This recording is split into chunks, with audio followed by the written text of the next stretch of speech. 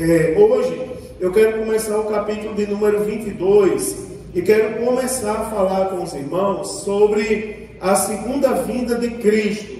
Segunda vinda de Cristo é um assunto extremamente atual e que todos nós sempre temos alguma coisa a aprender em relação a isso.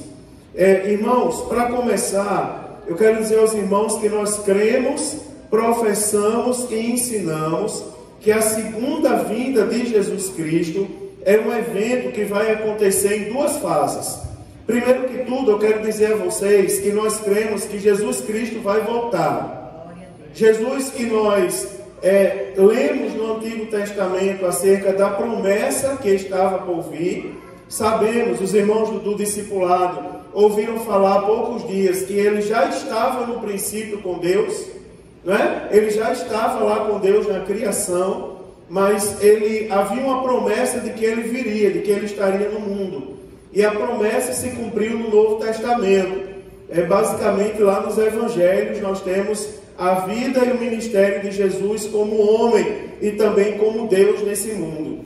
Jesus morreu, foi crucificado, ao terceiro dia ressuscitou, foi para o céu, e há a promessa de que ele vai voltar para levar a sua igreja para a eternidade. E nós cremos que Jesus vai voltar. Agora tem um detalhe, irmãos, é que nós precisamos saber como será a segunda vinda de Cristo.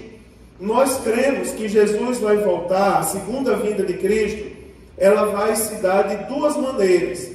A primeira fase, aliás, da segunda vinda de Cristo, a segunda vinda de Cristo se dará em duas fases. Deixa eu mudar a palavra aqui, em duas fases.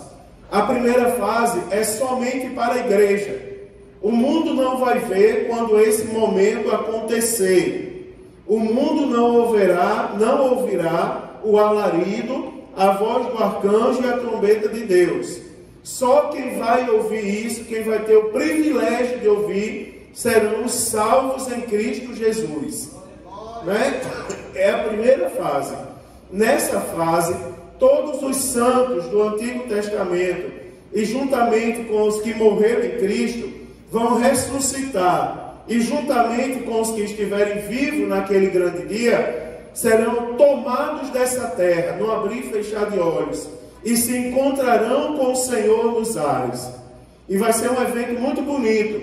E enquanto, irmãos, no céu acontecerá o tribunal de Cristo para aqueles que foram tomados na primeira fase da segunda vinda.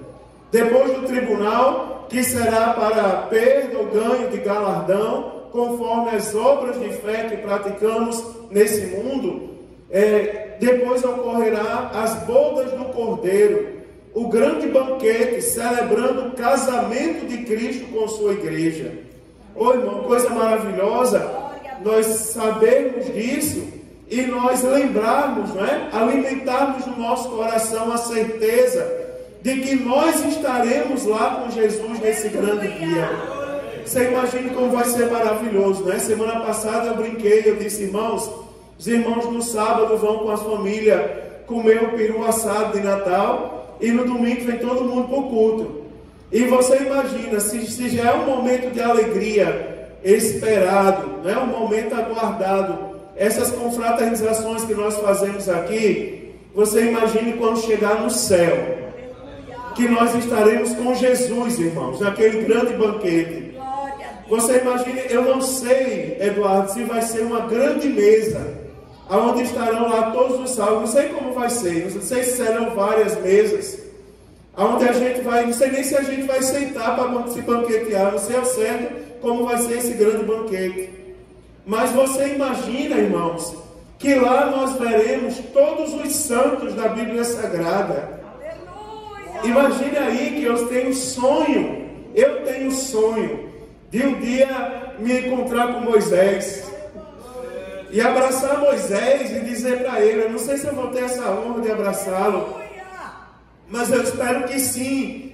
E eu dizer para ele assim, olha, quantas vezes eu não quis desistir e aquela passagem do Mar Vermelho me inspirou. Não é maravilhoso, irmão, lembrar disso, não é? É um assunto que toca o nosso coração. Você imagina que enquanto os salvos estarão celebrando as bodas do Cordeiro, no mundo acontecerá grande tribulação, irmãos.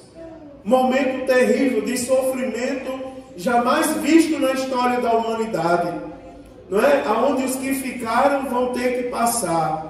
Vão, na primeira fase da grande tribulação, um aparente momento de paz e prosperidade, mas depois sentirão na própria pele a fúria do anticristo e do falso profeta e as consequências de toda incredulidade em relação às coisas de Deus. Que coisa terrível, né, irmãos? Nós cremos, nós professamos e ensinamos que a segunda vinda de Cristo é um evento que será realizado em duas fases. Preste bem atenção. A primeira fase é o arrebatamento da igreja. E o arrebatamento da igreja acontecerá antes da grande tribulação. Nós não vamos passar grande tribulação. Os que estiverem com Cristo serão tomados antes do anticristo se tomar a terra de vez para ele. Tem coisa que a gente faz, a gente costuma dizer, né, irmão? Vamos deixar a igreja bem bonita. Bem bonita. Enquanto estivermos aqui, ela pertence a Jesus. Agora, quando a gente for para o céu, né, irmão? Só a graça de Deus. Vão procurar o povo de Deus, vão correr para as igrejas. Cadê os homens de Deus radicais? Que o povo chama de radical, não é? De tantas outras palavras que o mundo impõe, não é, sobre nós. Cadê o povo de Deus? O povo barulhento que dá glória a Deus? Não vão encontrar.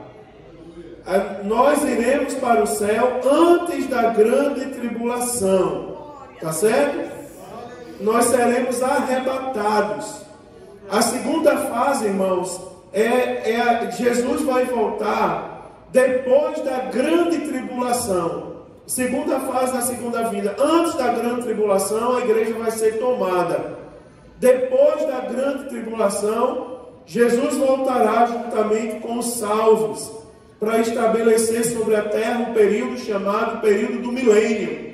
Período de 1000 anos de paz e prosperidade, onde o próprio Cristo será o governante. Sentará no trono de Davi e reinará por 1000 anos sobre a terra. Vocês imaginam a primeira fase, a fase do arrebatamento da igreja. Abra sua Bíblia em 1 Tessalonicenses, capítulo de número 1.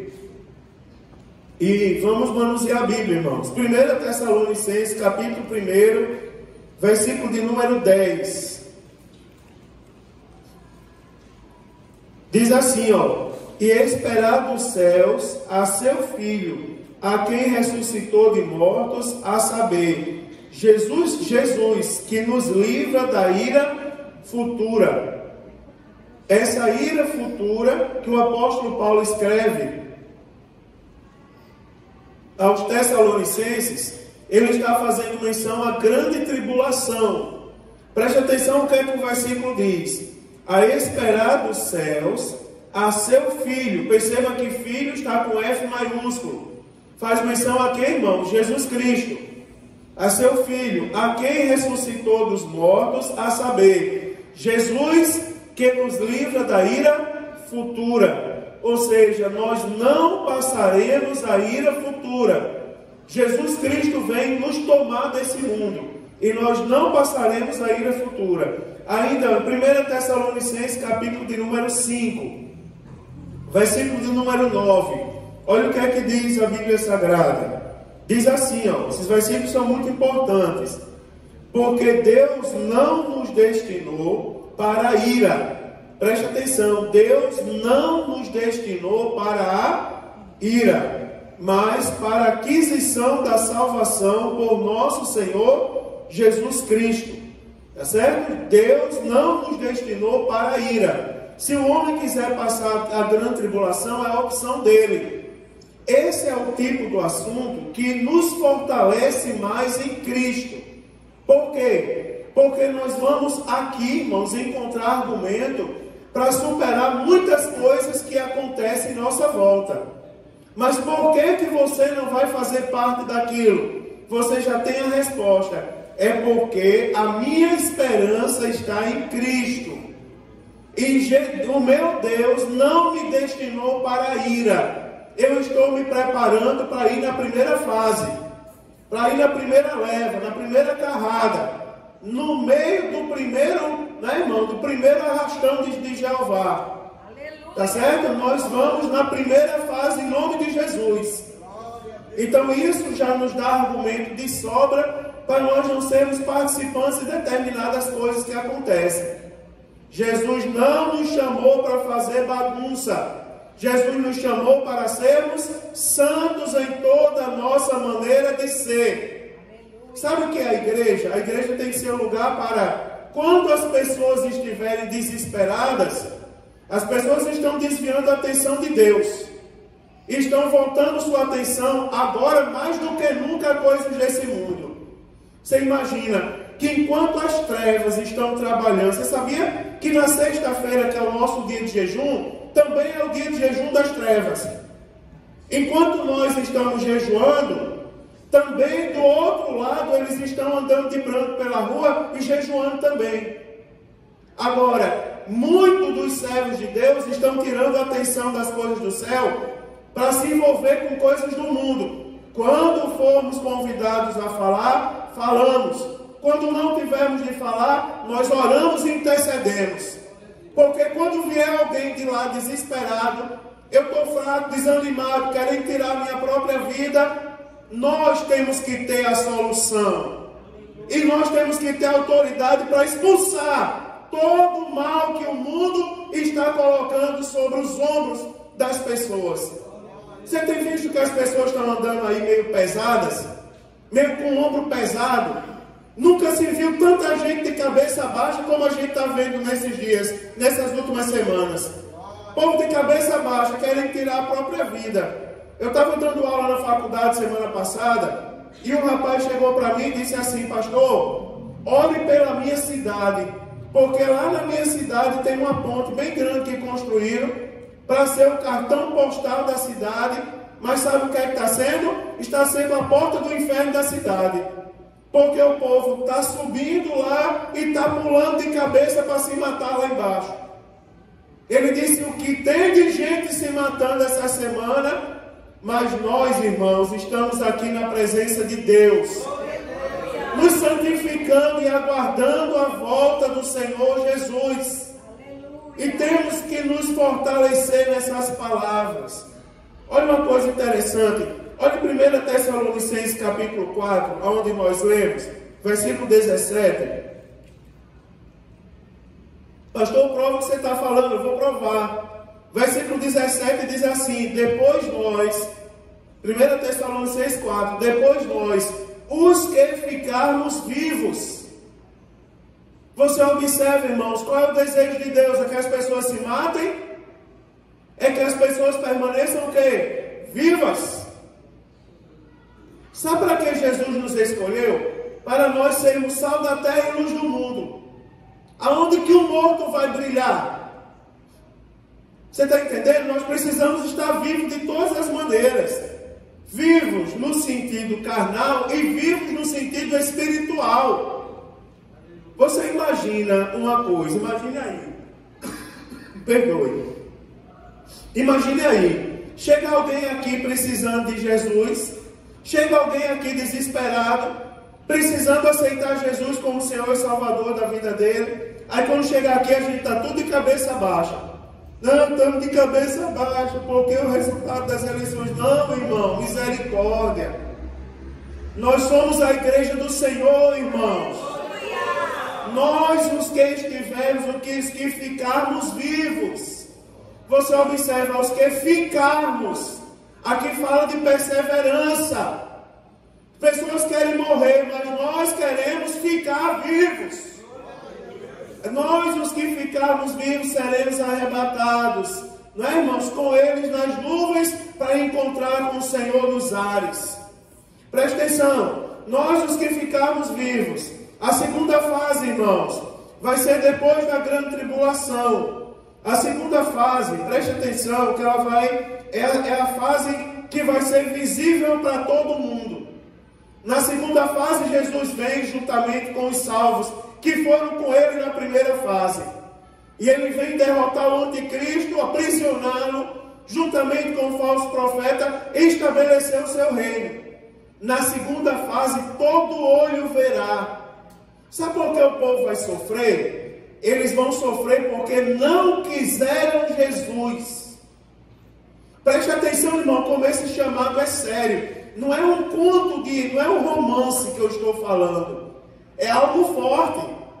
Sabe por quê? Porque você observa o quanto Jesus está nos chamando para Ele. Você tem percebido o apelo de Deus nos chamando para Ele? É como se Jesus nos sacudisse, dizendo: acorda, olha para mim. É como se Jesus estivesse assim apelando para a gente olhar para Ele. Olhem para mim, voltem-se para mim. Não é trabalhem por mim, acordem por mim. E você observa que isso não tem acontecido. Jesus está mandando praga, Jesus está mandando guerra. Você não pensa, irmãos, tem agora o que tem de gente nos postos de saúde hoje com Covid, hoje, agora. Ligaram para mim de um dos PA aí da cidade e disse: pastor, ore, porque não tem mais lugar de tanta gente com Covid. Ele disse: só para o senhor ter ideia como está, o médico do SAMU chegou, deixou um paciente, encaminhou o paciente. Quando a máquina entrou o paciente, ele caiu para trás do outro lado. Daqui a pouco o motorista deu entrada, a enfermeira deu entrada, e o homem que era para socorrer estava morrendo também. Guerra, rumores de guerra, filho contra pai, pai contra filho, reino contra reino, nação contra nação, o homem mudando a sua própria natureza. Jesus está chamando a atenção da igreja. Agora você observa como estão brincando com Jesus. Não estou dizendo isso com vocês, eu estou dizendo no sentido geral. As pessoas estão brincando com Jesus. Não estão fazendo qualquer coisa aí, dizendo que é culto a Deus, e nem tudo é culto a Deus, não, irmãos. Nem tudo Deus recebe, não. Deus recebe o que Ele determina na Bíblia Sagrada. O que nós temos que cantar está na Bíblia. Não é, irmãos? O que nós temos que falar na igreja, o glória a Deus que a gente dá, o aleluia que a gente dá, está na Bíblia Sagrada. Não precisa inventar outra palavra, não. O que a gente faz está na Bíblia, é o que a gente precisa fazer. Eu já disse a vocês que uma vez um jovem chegou para mim, numa das igrejas que eu dirigi, e disse assim: pastor, vamos mudar o culto de trás para frente. Eu disse: que arrumação é essa? Aí ele disse: não, porque a gente já sabe tudo que vai acontecer no culto. Vai ser a leitura, os hinos da harpa, aí depois tem a oferta, depois a pregação. Vamos começar da pregação e terminar da oração inicial. Eu digo: não, rapaz, não precisa disso não. Mas todo culto é a mesma coisa, pastor. Mas tem que ser a mesma coisa. Porque a gente já sabe que é bom que seja a mesma coisa. Porque nós já sabemos o que nós temos que fazer. Sabe o que nós temos que fazer? Orar, louvar a Deus, ler a leitura, fazer a leitura da Bíblia Sagrada, dar glória a Deus e aleluia. É o que nós temos que fazer. Agora é interessante que nenhum culto é igual ao outro. Você já viu? Todo culto a gente faz a mesma coisa, mas todo culto Deus fala de uma maneira diferente. Aleluia! Aí tem culto que Deus cura, tem culto que Deus abre porta de emprego, tem culto que Deus realiza sonho, não é? Acontece uma coisa e outra coisa a cada culto. Nós temos que fazer. Agora, por não fazer, por não obedecer, por não querer dar ouvido à voz de Deus, muitas pessoas vão ficar para a grande tribulação. E na segunda fase vão ver Jesus. Se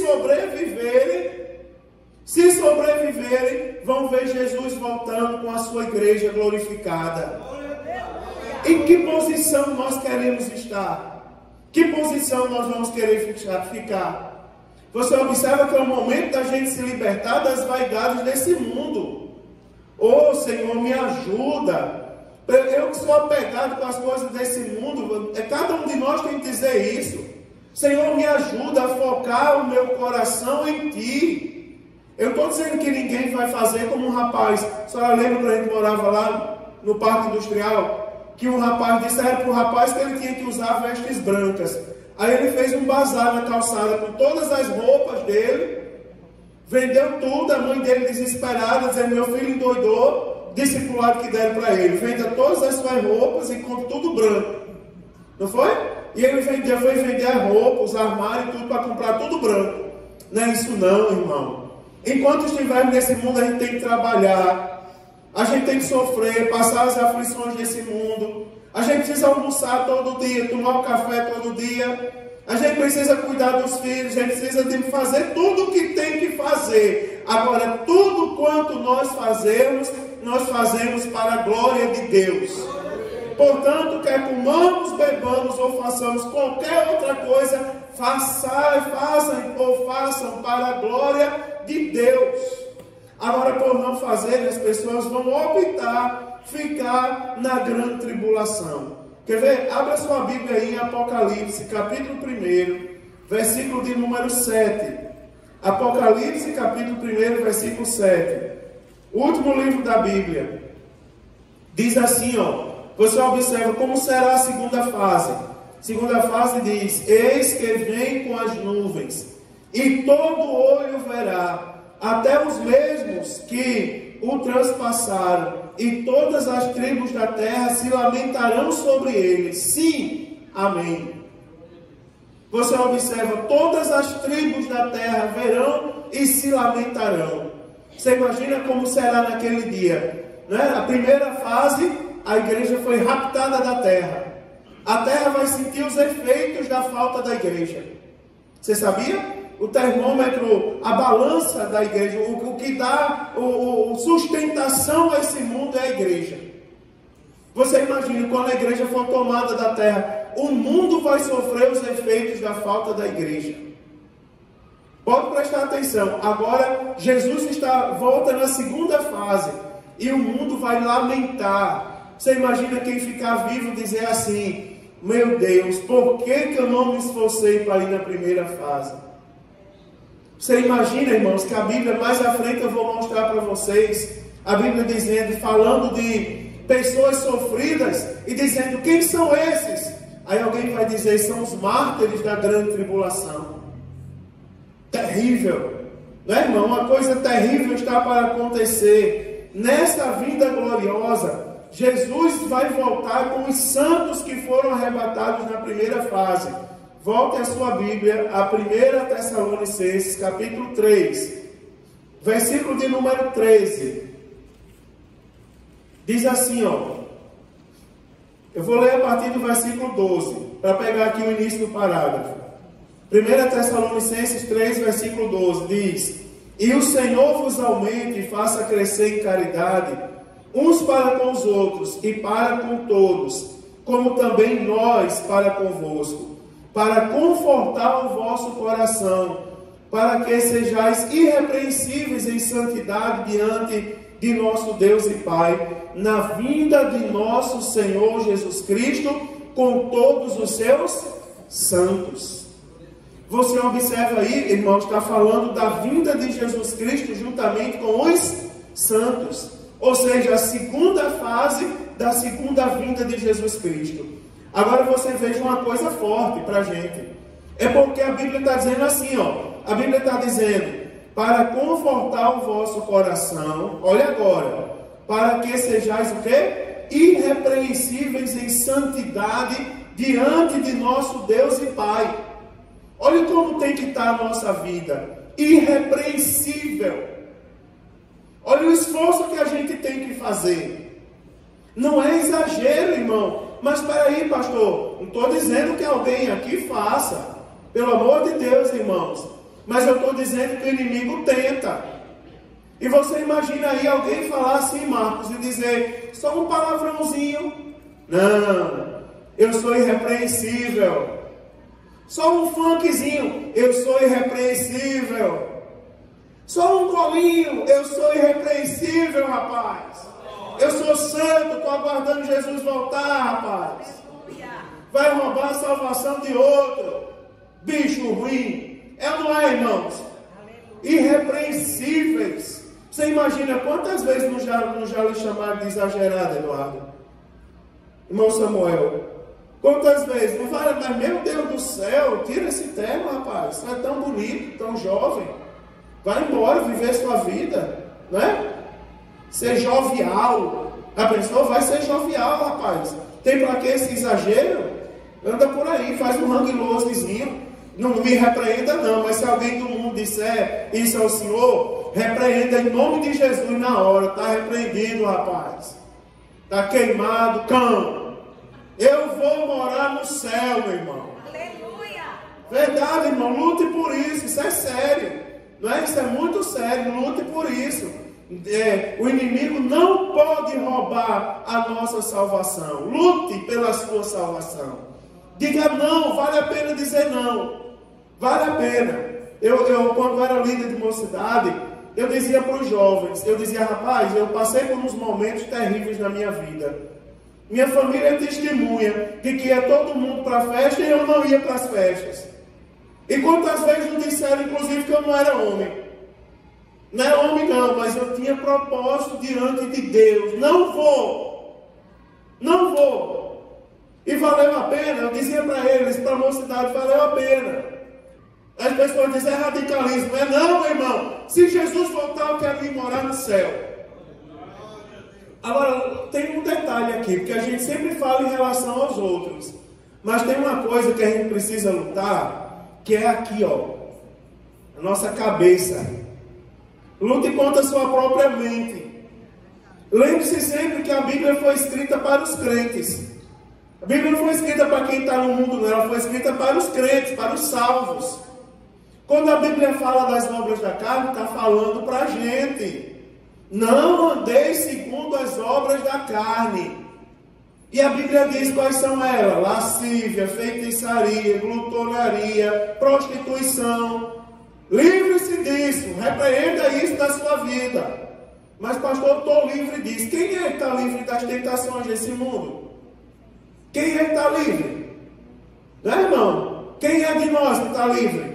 Nenhum de nós temos que lutar. Lembre-se que já não vivo eu, Cristo vive em mim. Aí a Bíblia diz, mas o fruto do Espírito é, você lembra? Amor, paz, alegria, longanimidade, benignidade, fé, mansidão e temperança. E contra isso não há lei. Porque o mundo vai de mal a pior. Agora o Espírito Santo que habita no nosso coração, ele molda o nosso caráter. Cuidado com a sua própria mente. Não é? Cuidado com a sua própria mente, para você não ficar apegado a você mesmo. Não é? Tinha um irmão que eu gostei muito dele, Jesus levou ele lá em Natal, mas ele tinha um defeito. Ele chegava para mim e dizia assim, chegava lá em casa às vezes 3 horas da madrugada, culto matutino é 5 horas, 3 horas ele batia lá na porta. Aí ele dizia assim, Mário Sérgio, o povo não gosta de mim não. Que conversa é essa? Porque o povo não gosta do Senhor? Gosta não, ó. Tá vendo Moisés? Olha a cara de Moisés para mim, ele até imitava Moisés, e a Moisés olha para mim assim, ó. Ele inchava assim as bochechas, fazia, Moisés olha para mim assim, ó. Aí eu dizia, meu irmão, Moisés me disse, mas ele me disse mesmo, Moisés me disse outro dia que o Senhor era como um pai para ele. Aí ele disse, pois eu não acredito não, eu tenho para mim que Moisés não gosta de mim. Irmão, não se deixe levar pelas obras da carne, porque tem pessoas que vão dizer, por causa de si mesmo. Olhe para Jesus, ore e lute contra as obras da carne. Irmão, lute contra as obras da carne. Quando eu estava ensinando para os novos convertidos, acho que semana passada, e eu falei sobre música, acho que foi semana passada, não foi, Paulo, que eu falei sobre música. E eu disse a eles assim, vocês já viram como a música, ela mexe com a gente? Não é? A música não mexe com a gente? Os músicos sabem disso. Você já viu o hino 212 sendo cantado na igreja? A gente não tem costume de dançar não, né? Mas já viu quantas pessoas marcam o compasso quando a banda está tocando ali? Os guerreiros se preparam, não é? Para. Eu vou prestar atenção do ar, ver se ele faz isso. Porque quando não é a perna balançando, é o braço regendo. Rege o hino todinho. E quando eu era líder da mocidade, eu dizia lá em Natal para os jovens, eu dizia assim, olha, vocês fiquem longe do carnaval, quero o carnaval fora de época. Aí eles diziam, não, Marcelo, a gente tem que ganhar alma. Eu dizia, danado mesmo, vocês passam o ano todinho, não ganho uma alma para Jesus. Aí quando eu chego o Natal, aí bate o espírito de evangelista tudinho. Né? Você imagina aí, irmão, 30 metros, né? É a medida mínima de um carro, de um trio elétrico, o comprimento. 30 metros de carro e 15 de altura de som. Imagina uma caixa de som desse tamanho. Uma desse tamanho já faz esse barulho todinho. Você imagina 30 metros de caixa de som para frente e 15 de altura. No mínimo. Tum, tum, tum, tum, tum. Não tem quem fique parado não, na frente do troço daquele. E eu dizia, eu vou ficar de olho para ver quem é de vocês que vai dançar, ou se vocês vão dançar ou evangelizar mesmo. Daí eu levava, aí tinha uns que se deixavam levar pela carne mesmo. Quando via o somzão, aí não tinha jeito. Aí tinha outros que me via, né, que via que eu estava de fato pastorando eles. Aí quando eu passava pelo carro de som, o trio elétrico tocando, tum, tum, aí saiu. Não vou dançar. Não vou dançar. Né? Irmãos, a gente tem que cuidar disso. Você sabia disso? Eu estou falando isso para mostrar a vocês como nós somos tentados. Você tem que lutar contra isso. Por exemplo, se na sua mente não sai o batidão, você tem que colocar na sua rotina um hino de louvor a Deus urgente. Nem que seja aquele Agnus Dei que passa meia hora. Aleluia, aleluia. Quando a gente pensa que acabou, aleluia, né? Nem que seja isso, mas você tem que ficar. E aleluia é uma coisa boa, louvar ao Senhor. Né? Nem que seja aleluia, aleluia, aleluia, mas você tem que adotar isso na sua vida. Eu estou falando, parece que não é brincadeira. É porque nós temos que lutar por nossa salvação, irmão. E você observe que a Bíblia Sagrada está falando que nós temos que ser irrepreensivelmente santos. De uma forma irrepreensível, irmão. Ou seja, são os mínimos cuidados. Quer ver? Eu vou falar uma coisa para vocês sobre o arrebatamento da igreja. O arrebatamento da igreja é o termo que nós usamos, irmãos, para mostrar como será o rapto dos santos da face da terra para se encontrar com o Senhor nos ares. Esse momento que a igreja será tomada da terra, será raptada da terra. Jesus veio nos tomar dessa terra. Nós estamos aqui, mas nós não pertencemos a esse mundo. Aleluia! Eu falei outro dia para vocês e eu vou repetir para vocês. Antes de mostrar na Bíblia, eu quero repetir para vocês que as pessoas hoje em dia, elas estão reivindicando o direito de serem normais. Quando a gente vai falar alguma coisa com alguém, irmão, está errado isso. Ô pastor, eu sou uma pessoa normal. Eu digo, não. Você não é normal. Se você for visto pelo mundo como uma pessoa normal, tem alguma coisa errada em você. Irmão, você imagine, a nossa decisão por Cristo é normal? A nossa decisão por Cristo para o mundo é uma coisa normal? Não é, meu irmão, não é uma coisa normal, não. Você imagina, você poder estar em casa agora, deitado, escutando as mentiras da Rede Globo, assistindo a novela pervertida. Você decidiu sair de casa, depois de um dia de trabalho, para ficar sentado ouvindo a palavra e às vezes sendo apertado por ela. Isso para o mundo não é uma coisa normal. Não é uma coisa normal. Se o nosso chamado e a nossa fé não é uma coisa normal para o mundo, como é que os crentes querem ser normais hoje em dia?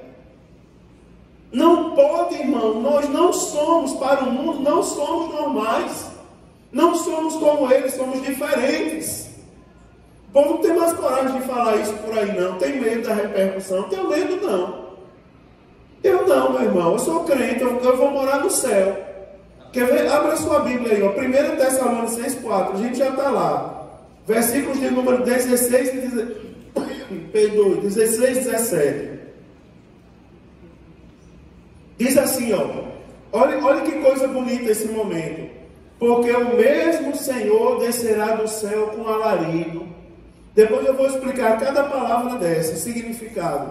Porque o mesmo Senhor descerá do céu com alarido. Alguém vai anunciar que Jesus está vindo. Aí você vai ver. E com voz de arcanjo.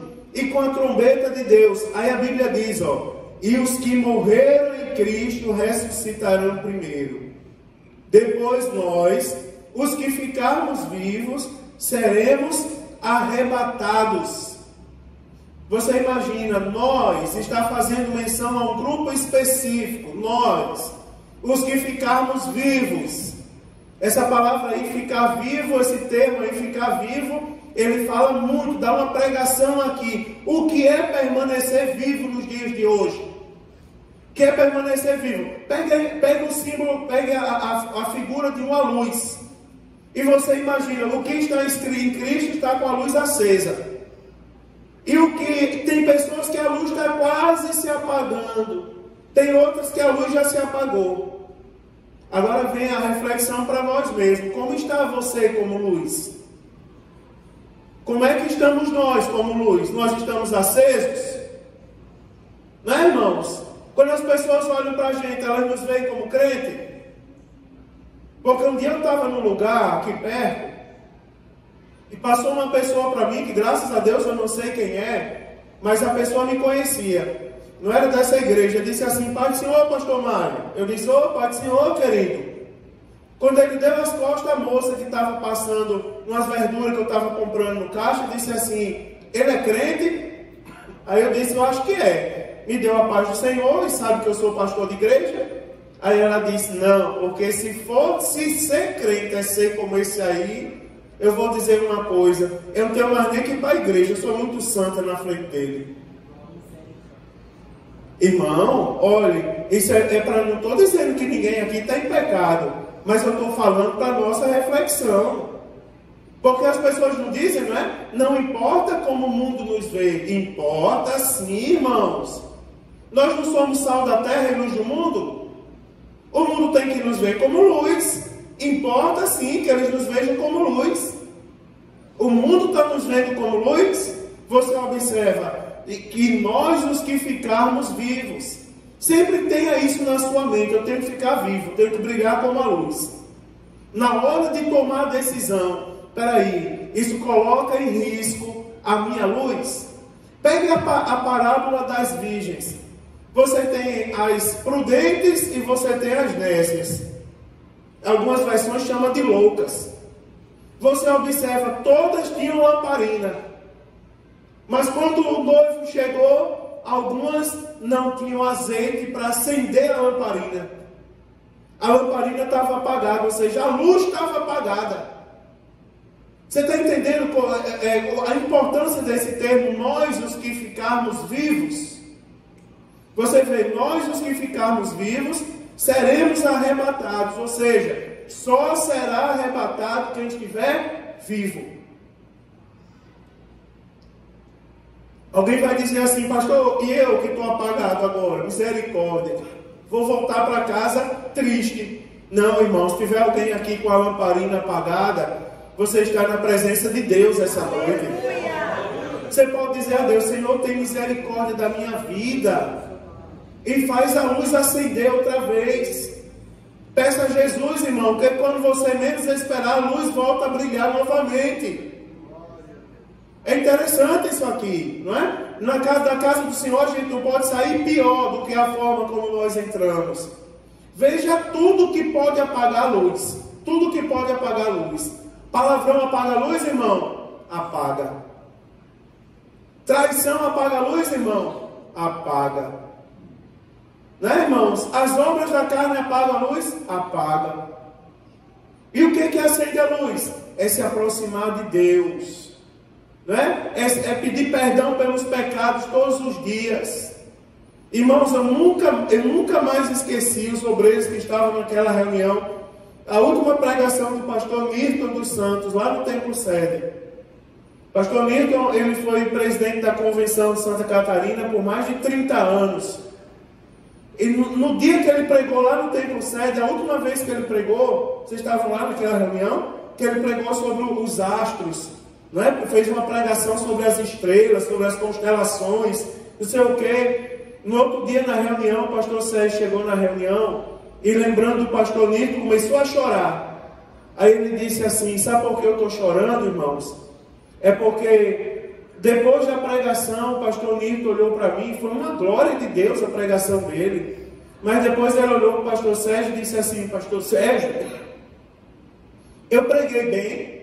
Aí o pastor Sérgio disse: quem sou eu para dizer se o senhor, o pastor Nirto dos Santos, pregou bem? Aí ele disse assim: pastor, é porque na minha idade, a qualquer hora Jesus pode me levar. E quando Jesus vier para me levar, eu tenho que estar em paz com todo mundo e com a consciência limpa de tudo. Para resumir essa história da luz, irmãos, para a gente olhar como nós estamos. A luz está acesa, é interessante isso aqui. A luz está acesa, irmão, se não tiver, faça de tudo para ela acender essa noite. Nós sabemos em que nós precisamos melhorar. Sabemos ou não? Sabemos, todos nós sabemos. Então, irmão, diga: Senhor, me guarda vivo, Senhor, para eu ir arrebatado com eles nas nuvens. Aí o final do versículo diz: a encontrar o Senhor nos ares, e assim estaremos sempre com o Senhor. Agora, para isso acontecer, irmãos, nós temos que permanecer vivos. A luz acesa, irmãos. Não abra mão da luz estar acesa. Cuidado com os convites. Eu vou falar, cuidado com os convites que fazem todos os dias. Porque todos os dias o inimigo usa alguém para nos convidar para longe da presença de Deus. É uma luta. Enquanto nós lutamos, aí vamos para a igreja, ouvir a palavra, sentir a presença de Deus. Mas todos os dias tem alguém dizendo: não precisa disso não. Vamos comigo, vamos sair da presença de Deus. Cuidado, irmão, lembre dessa palavra. Eu tenho que estar irrepreensivelmente santo. E isso diz respeito às nossas escolhas. Isso é duro, irmão, mas isso é o Evangelho de Jesus Cristo na prática. O reino de Deus é isso aqui, irmãos. Diz respeito às nossas decisões. Veja que coisa séria. Nós, irmão, nesse evento, os mortos em Cristo, os santos do Antigo Testamento, vão ser ressuscitados primeiro. Eles vão ser transformados, não é? Seguinte a transformação dos salvos vivos e o simultâneo encontro de todos com o Senhor nos ares. Quero lembrar aos irmãos que esse evento será invisível aos olhos do mundo. Porém, irmão, os efeitos o mundo vai sofrer. Você imagina quando o mundo der conta de que a igreja não estará mais aqui. Eu estou pensando, já tem um tempo que eu penso sobre isso, que quando a igreja for tomada, o mundo não vai sentir falta da igreja de imediato, não. Sabe por quê? Isso é grifo nosso, coisa minha. Eu acho que o mundo vai sentir falta da gente, não. Assim, de cara, no primeiro momento, não. Porque as coisas estão muito boas, irmãos. Estão ou não estão?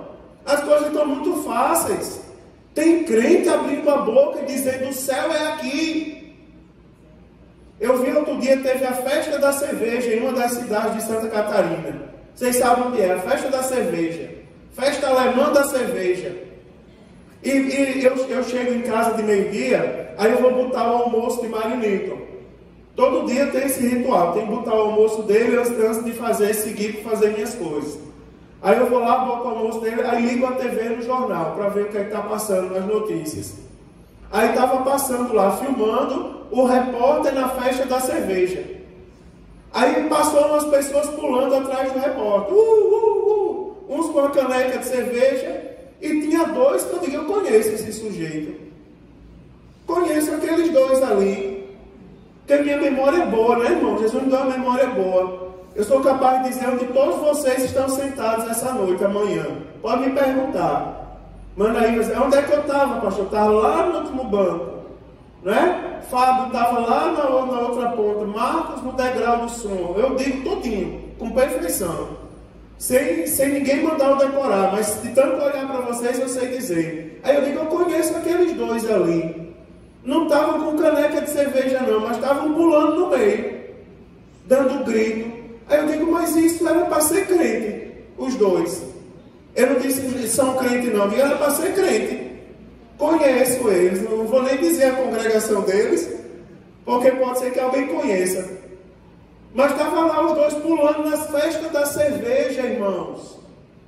Você imagina, para essas pessoas aí, E um deles gritou naquele dia, disse: o céu é aqui. Eu digo: eita, misericórdia. Eu fui uma vez para uma palestra representando a universidade, de um homem que dizia que tinha um encontro com os extraterrestres. Aí ele estava falando de um grande planeta que estava se aproximando da Terra. Ele dizia: não, um planeta, não é, 500 vezes maior que o Sol. E aí ele começou a falar com um tom sensacionalista, assim: as mudanças climáticas da atualidade, a mudança de comportamento da humanidade, não é? A mudança de valores, as guerras e rumores. E começou a falar: é fruto do grande planeta que se aproxima da Terra e está mudando a nossa maneira de viver. Aí lá no meio eu escutei alguém fez: glória a Deus.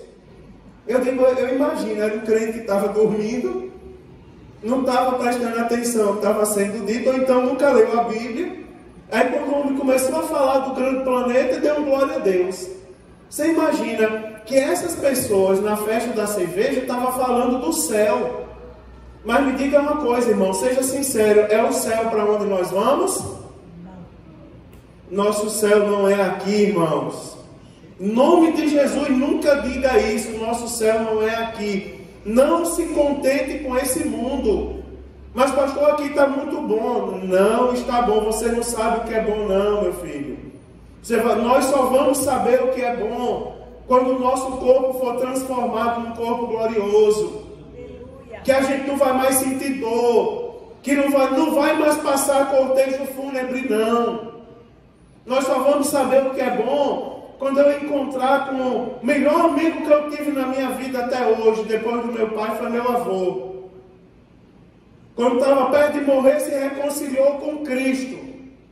E você imagina, e eu tenho muita saudade do meu avô, desse tamanho, descendente de alemão. Né, irmão? Filho de alemão, legítimo. Eu, inclusive, posso requerer cidadania ainda por causa dele. Desse tamanho, o melhor amigo que eu tive, me deu muito conselho. Desde criança ele dizia: Mário, tem que se preparar, meu filho, porque Deus tem um plano na sua vida. Não fique triste não, porque levam todo mundo para a praia e você para a igreja.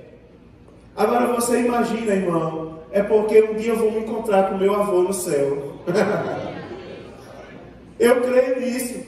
Um dia eu vou me encontrar, Samuel, com meu avô no céu, e nunca mais eu vou ver passar um cortejo fúnebre. Aleluia. Eu lembro do caixão naquele dia lá na igreja Batista Bereana, e meu avô, o corpo do meu avô dentro daquele caixão, e eu chorando a morte do meu avô. Mas um dia eu vou me encontrar com ele na glória, eu tenho essa esperança. E nunca mais eu vou ver passar um cortejo fúnebre. Aí eu vou dizer que o céu é aqui? O céu não é aqui. Eu imagino, o mundo não vai sentir falta da igreja no primeiro momento. Sabe quando é que vão sentir falta? Quando o inimigo começar a apertar na grande tribulação. Quando as coisas começarem a ficar difíceis. Aí vão dizer assim: vamos correr para a igreja, porque os crentes oram por nós.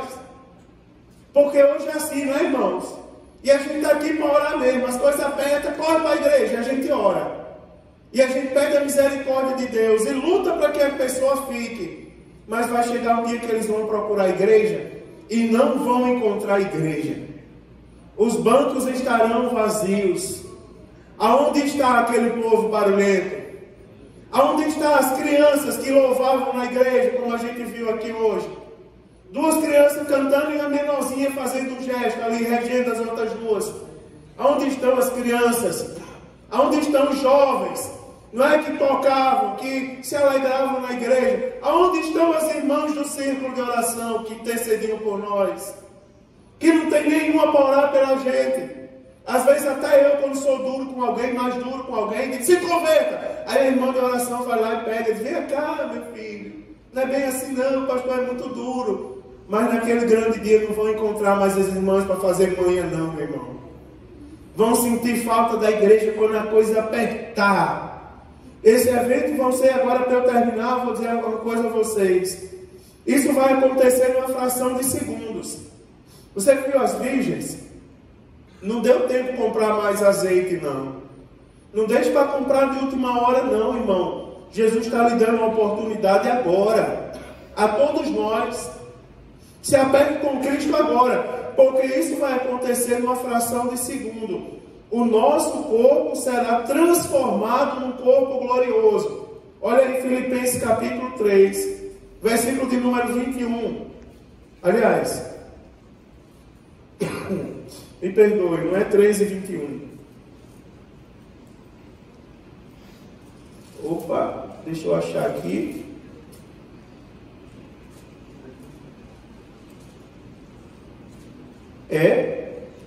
Não, é Filipenses 3, 21 mesmo, irmão. É porque eu estou em Tessalonicenses. Filipenses 3 e 21. Olha só, olha o que é que diz aí, ó. Versículo de número 20. Aliás, primeiro. Diz assim, 20. Mas a nossa cidade está onde, irmãos? Nos céus. Olha que coisa maravilhosa. A nossa cidade está nos céus. Donde também esperamos o Salvador, o Senhor Jesus Cristo. Olha que é uma palavra de certeza. A nossa cidade está nos céus, donde, ou seja, do céu nós esperamos o Salvador, o Senhor Jesus Cristo. Ele foi para o céu, mas um dia ele vai voltar. Nós esperamos o dia que ele volte. Pode ser hoje, né, irmãos? Aí o versículo 21 diz assim, ó, que transformará o nosso corpo abatido. Você imagina o que vai acontecer com o nosso corpo? Será o quê? Transformado. Tem pessoas pregando errado por aí. Eu já ouvi algumas pregações dizendo assim, não importa o que você faz com o corpo, você vai receber um corpo novo mesmo? Não, irmão. O nosso corpo será o quê? Transformado. O que é que a Bíblia fala do nosso corpo hoje? Nós que somos salvos. A Bíblia diz que nós somos templo de Deus e morada do Espírito Santo. Como é que tem pessoas dizendo que podem fazer o que quiser com o corpo? Ó, dedinho, seu corpo é santo. Seu corpo é santo. Né, irmãos? Aí eu vou falar. Achavam que o pastor tinha esquecido disso? O pastor não esqueceu disso não, ó. Ó, assembleanos aí agora falando. E como é que anda as vestimentas, irmãos, do corpo santo? Como é que está se comportando com o corpo? Tem gente tatuando Jesus no braço. Misericórdia, irmãos.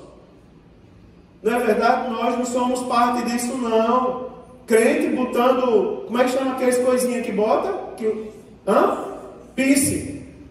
Crente pince, né? Botando pince. Na boca, no nariz, na orelha. Ô irmão, teu corpo é templo de Deus, morada do Espírito Santo. Era para estar tirando essas coisas. Como é que tem gente acrescentando? Não é? Pensava que nunca mais eu ia falar disso. Olha aí, eu tenho que falar disso, né, irmão? Sede santo em toda a vossa maneira de ser, espírito, alma e corpo, seja apresentado a Deus santo e irrepreensível. E olha que eu estou falando da volta de Jesus Cristo. Porque a Bíblia Sagrada vai dizer assim, ó, o nosso corpo, ele não é desprezível não. Esse corpo aqui, irmãos, ele tem que ser preparado para um dia ele ser o quê? Transformado. Jesus voltar e dizer assim, olhar para a gente, dizer, esse corpo é digno de ser transformado. Pense nisso.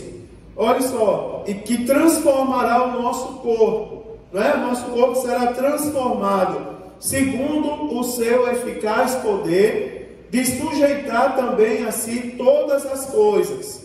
Agora você observa, nosso corpo será transformado num corpo glorioso, que estará revestido de incorruptibilidade e imortalidade por ocasião do rapto da igreja. E agora eu termino.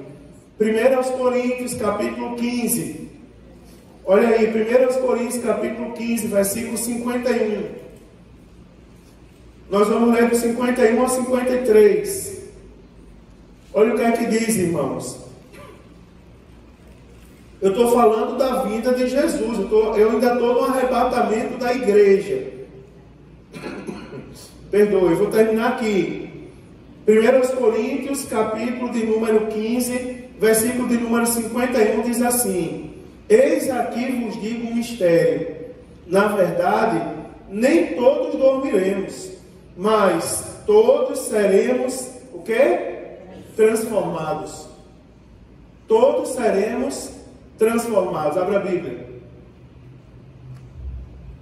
1 Coríntios, capítulo 15, versículo de número 50. Diz assim, e agora, versículo de número 51. Eis aqui vos digo um mistério. Na verdade, nem todos dormiremos, mas todos seremos transformados.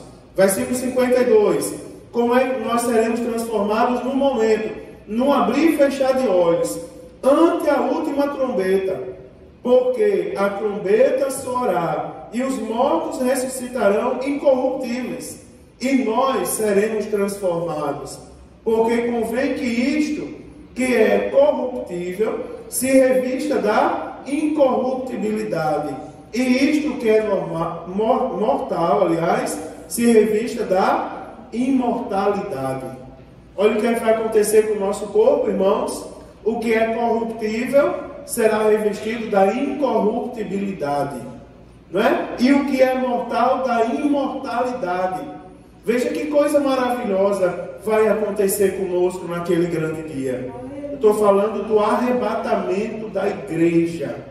Você observa que isso nos faz refletir, nos faz pensar, não é? Pense em alguns pontos chaves. A nossa luz está brilhando? Se está brilhando, glória a Deus. Se não está, peça a Jesus para que ela brilhe. Não é, irmãos? Veja uma coisa, eu vou falar um negócio aqui. Se fosse um pregador mais jovem, ia dizer assim, veio quentinho do céu. Eu vou dizer, Jesus é o único ser que vê o que ninguém pode ver. Você lembra disso?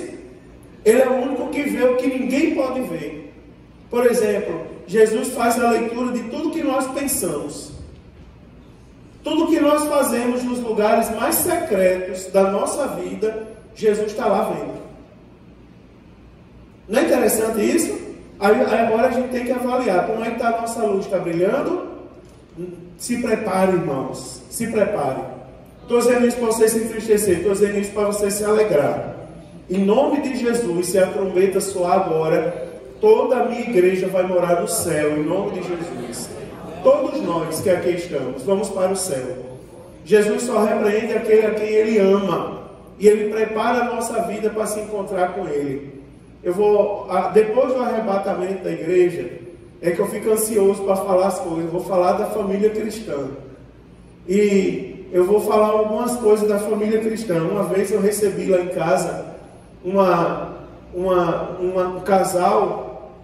E chegaram lá em casa, eu era solteiro ainda, e disseram assim, era um homem, foi tomar satisfação comigo, porque a namorada tinha acabado o namoro com ele.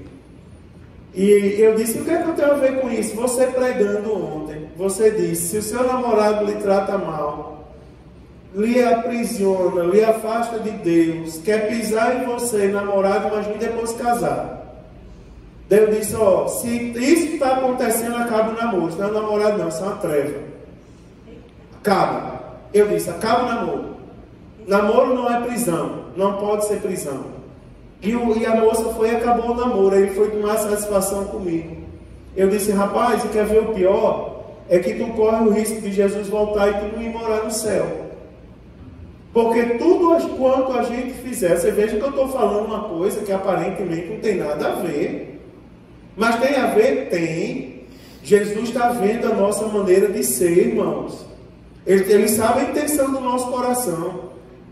Livre, ore e peça a Jesus para remover do seu coração.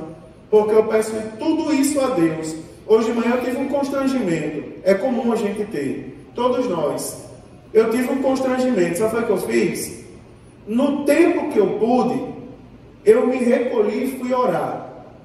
E até orar, eu digo, Jesus, eu vou evitar falar com qualquer pessoa. Para que eu não vá falar com uma pessoa e eu não lance tudo aquilo na pessoa. Você já viu que às vezes a gente chega em casa, a gente passa o dia na rua, aí é carregado de um monte de coisa ruim. Aí quando chega em casa, está lá, nós homens, por exemplo, está lá a esposa esperando o homem, feliz, arrumada. às vezes fedendo a óleo, mas está lá esperando, doida para que o marido chegue e reconheça o esforço dela. Daí ele chega e descarrega todo o peso que ele traz da rua na esposa. E no lugar dele trazer a bênção para dentro de casa, ele traz maldição, ele fecha o clima. Jesus está vendo. Você acredita? Jesus está vendo. Jesus nos chama a atenção. É tudo, irmão, na nossa vida, em todas as áreas. Tudo quanto lhe afaste de Deus, repreenda. Se você conhece o seu limite, então faça o seguinte, você peça a Jesus, Senhor, muda o meu limite, molda o meu limite.